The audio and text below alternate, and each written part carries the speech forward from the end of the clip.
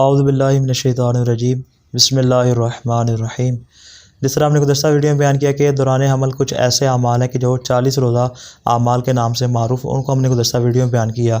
अलबत्ता कुछ अमाल ऐसे हैं जिनको रोज़ाना की बुनियाद पर अंजाम देना चाहिए। इब्तिदाई हमल से लेकर विलादत के रोज़ तक के जितने भी अय्याम हैं, जो 9 माह का मुकम्मल अरसा है, उनमें रोज़ाना की बुनियाद पर कुछ ऐसे अमाल हैं जिनको अंजाम देना चाहिए कि जिसमें रोज़ाना 50 मरतबा सूरह तौहीद पढ़ना, 50 मरतबा सूरह क़दर और रोज़ाना 140 मरतबा मुहम्मद व आले मुहम्मद अलैहिस्सलाम पर दुरूद शरीफ पढ़ना।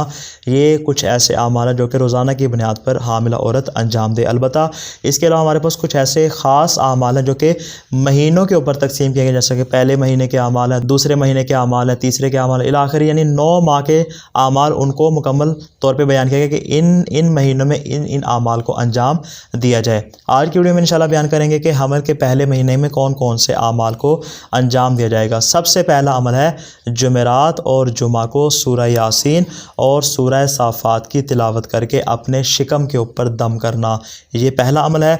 दूसरा अमल यह है कि रोज़ाना सुबह के वक्त मीठे सेब का इस्तेमाल करना। तीसरा अमल यह है कि जुमा के दिन नाश्ता से पहले अनार का इस्तेमाल करना। और चौथा अमल यह है कि सूरज निकलने से पहले थोड़ी सी मिकदार में खाके शिफा का इस्तेमाल करना। पाँचवा अमल यह है कि रोज़ाना की नमाज़ें अव्वले वक्त में अंजाम दे और नमाज़ पढ़ने से पहले अज़ान व अकामत कहे।